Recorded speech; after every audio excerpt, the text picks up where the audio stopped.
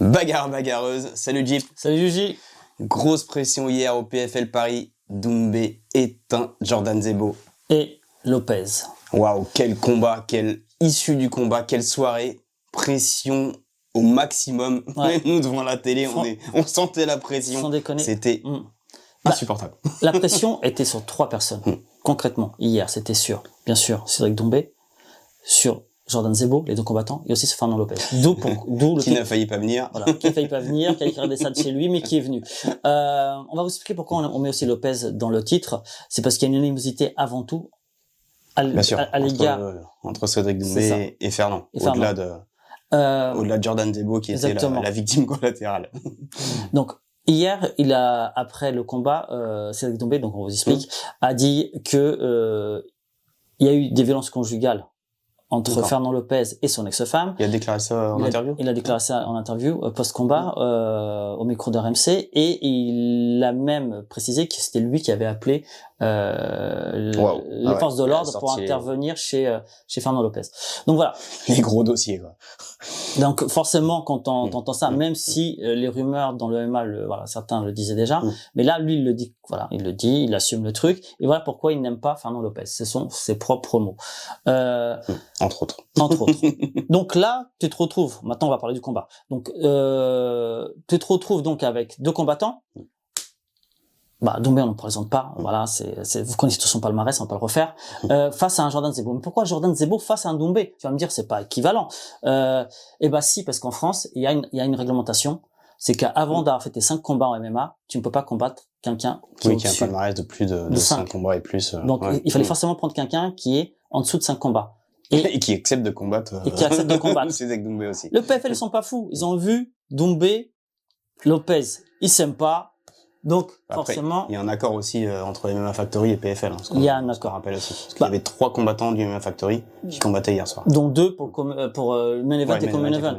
Donc oui, il y a un accord entre le PFL et MMA Factory. Mais ça n'empêche. On lui a proposé, il a envoyé Jordan contre Doumbé. Il savait le risque qu'il y avait derrière tout ça. Bien sûr. Après, il y a une prise de lumière aussi, hein. On l'a dit, c'est tout bénéf pour Jordan. Jordan, en tout cas, aujourd'hui, il est connu, il est plus connu qu'il l'était avant, clairement. Est-ce que c'était une bonne monétisation, une mauvaise? Ça, sincèrement, après le combat qu'il a fait, c'est sûr que ça reste un peu mitigé, on va dire. Mitigé, on va dire, c'est sûr. Mais on va vous expliquer pourquoi Jordan a fait ce head kick comme il l'a fait. Donc on pense pourquoi. On n'est pas dans sa tête, mais voilà.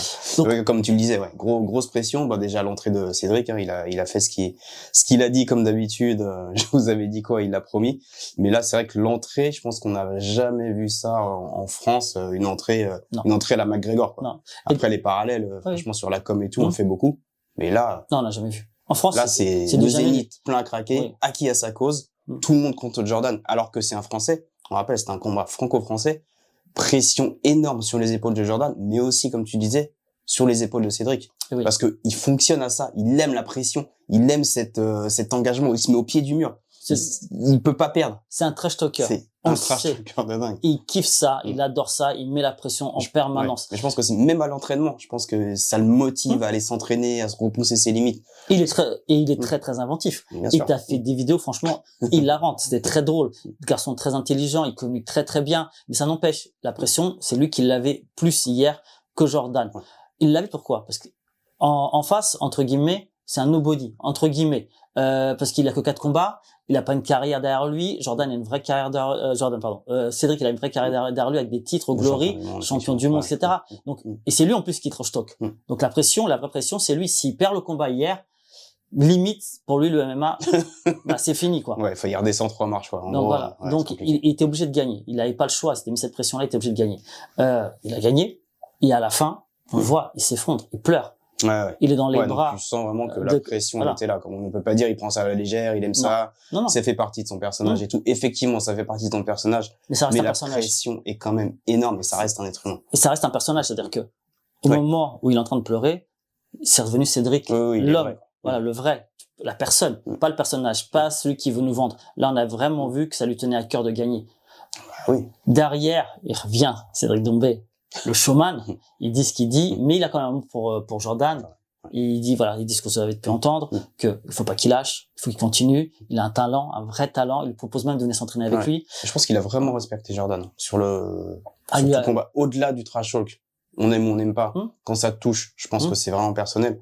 Mais je pense que dans le combat, et finir aussi vite, et vouloir lâcher aussi vite, je pense que c'est vraiment respecter son adversaire. On dit pourquoi. Bon, après le high kick, il part. Bon. Quel est ton point de vue là-dessus? On va revenir sur la pression. Voilà. Qu'est-ce qui se passe juste avant que le combat commence? Oui, c'est vrai, sur l'entrée. Voilà. Jordan, soi-disant, il ne subit pas la pression. On va dire que c'est vrai, il ne subit pas la pression, il est plutôt assez. Mais juste avant que le combat débute, vous avez entendu ce fameux Jordan, qui répond 3 fois. Alors qu'il est déjà dans l'octogone et que l'arbitre Mac Godard attend pour le face-off, quoi. Et on est en France.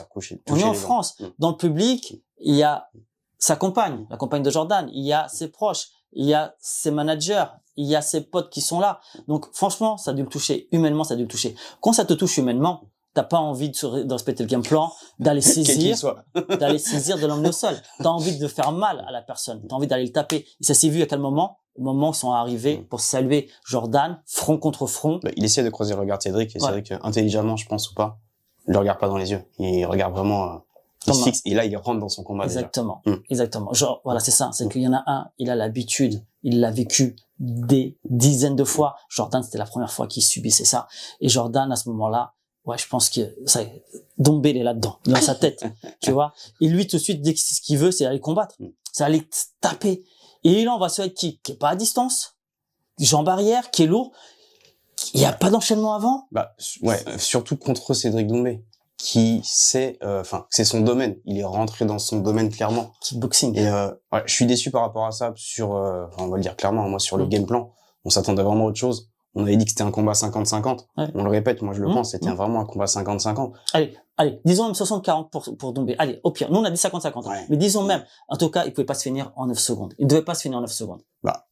Après, on rentre dans le domaine de Cédric Dombé. Effectivement, le high kick, on comprend pas d'où il sort.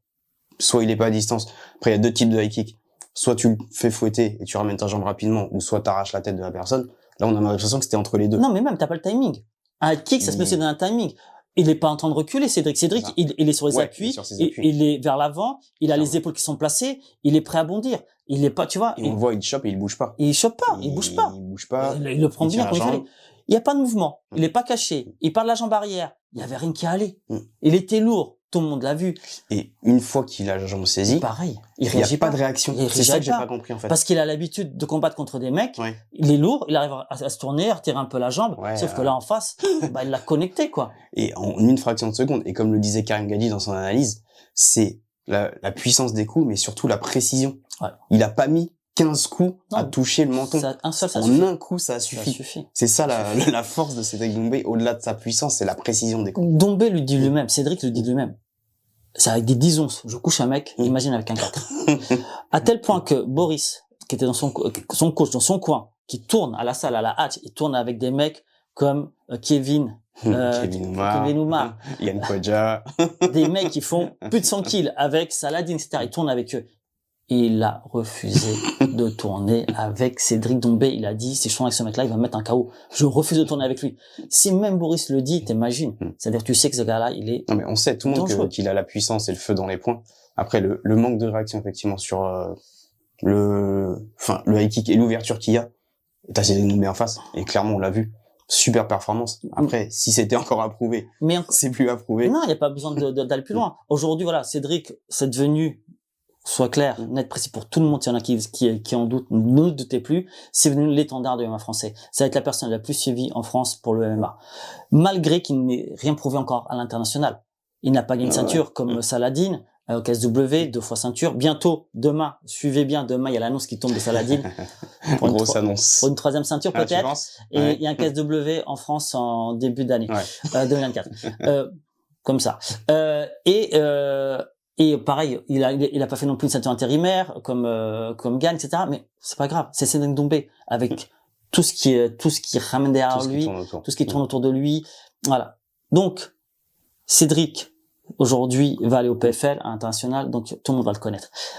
Un autre perdant dans cette histoire, c'est Fernand Lopez. hier. Oui, non, parce qu'il s'est pas forcément mis en avant. Toi, il s'est mis quand même en retrait du combat. Mais il moi, a pas été dans le coin. Bah, c'est ça. Pour moi, il est là. C'est pour ça que je dis qu'il est perdant. C'est qu'il est pas dans le coin. Tu as décidé de faire, c'est le PFL, hein, les garçons. C'est pas, tu vois ce que je veux dire. Arrête, c'est normal qu'il y soit pas. C'est son orga. Oui, c'est son orga. Il peut pas avoir double casquette, logique. effectivement. Là, c'est le PFL. C'est pas, tu vois, quand il y a le Bellator, Hatch, il est dans le coin. Tu vois ce que je veux dire.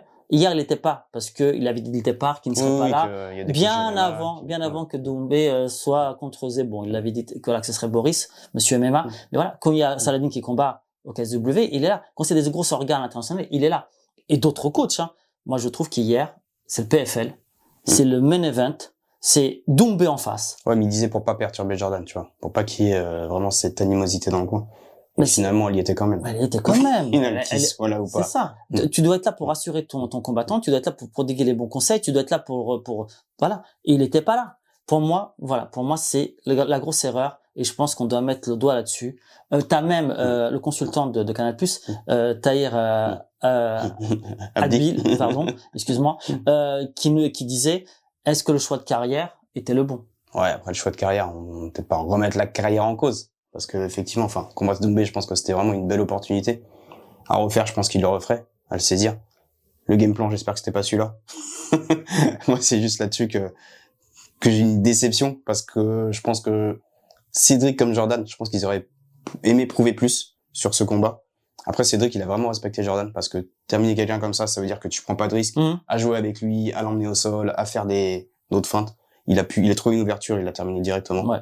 Et là-dessus, après, sur la stratégie de combat, est-ce que MMA Factory ou Fernand Lopez sont au top, sans parler de gestion de carrière, juste sur l'approche du combat?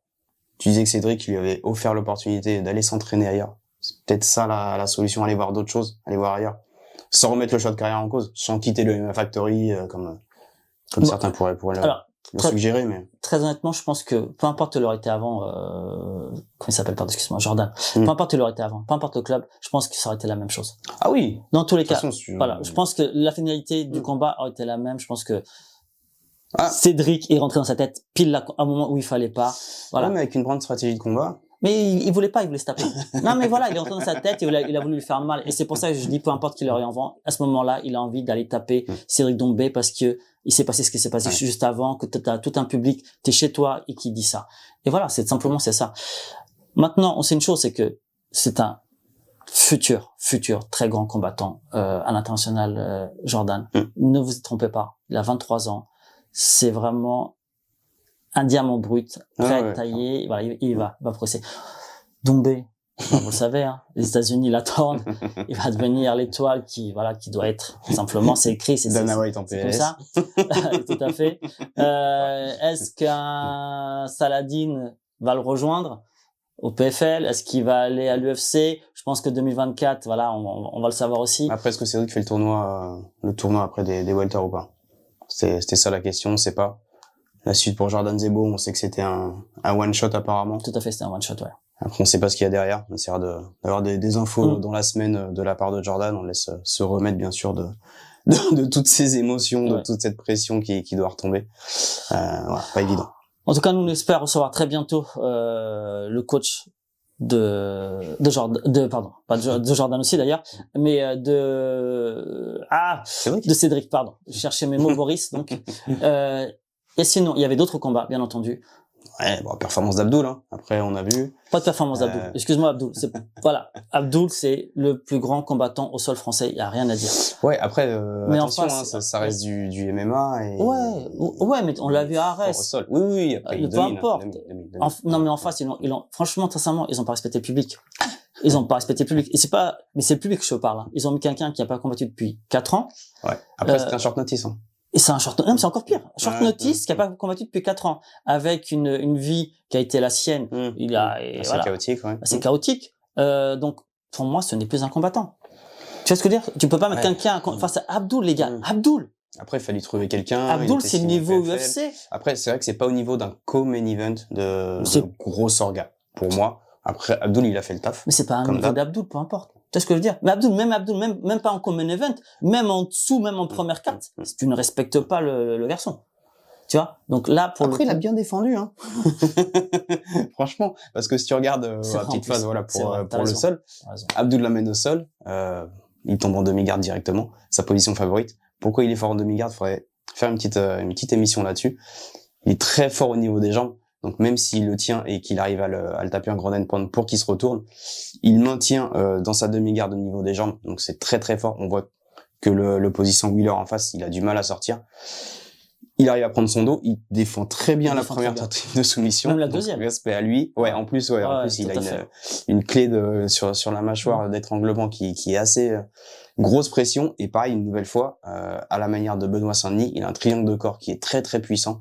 Et là, le mec, de toute façon, Wheeler, il peut pas sortir. Et bon, il termine en étranglement arrière, propre. On attend de voir pareil si c'était un one shot ou s'il a vraiment signé au PFL et voir ce que ça va donner pour lui. Parce que ça peut être intéressant, le niveau, parce que Abdul, on sait qu'il a besoin de combattre très régulièrement. Possiblement, donc, le tournoi des 70 kilos. C'est vrai qu'il avait parlé une fois avec Clément Marcoux, qui était descendu aux 70, qui pouvait faire le poids, qui se sentait bien. Exactement, il a dit qu'il ferait le poids et qu'il 70, oui, 84, non, 70, oui. Ok, à voir. Donc voilà. Ouais, le combat, Anthony Salomon. Qu'on attendait aussi. Malheureusement, après, franchement, c'est pas une question de chance, c'est un tournoi. Il choisit pas son adversaire, bref, de toute façon, il aurait dû l'affronter. Plus tu montes dans le tournoi, plus t'as de l'opposition. Mais le mec en face, les mecs, je sais pas si vous connaissez, Jacob Lodo, c'est le mec qui ne perd pas. C'est il a perdu le premier combat de sa carrière depuis, c'est que des victoires au premier round. Je le connaissais pas, mais effectivement, en finish. T'as vu le débrief. Quand tu regardes les combats, tu regardes le truc, le mec, laisse tomber. Et la preuve, c'est que, on l'a vu hier. Franchement, voilà, on n'a pas vu du tout Anthony pouvoir s'exprimer. Ouais. Il l'a connecté quasiment tout de suite. Il lui laisse pas l'opportunité de respirer, de revenir derrière. Donc, rien à dire. J'espère que de le revoir comme très rapidement. Mais et d'ailleurs, Powell, désolé, hein, mais tu feras pas l'affaire non plus. Désolé pour toi, mais pour la finale, sincèrement.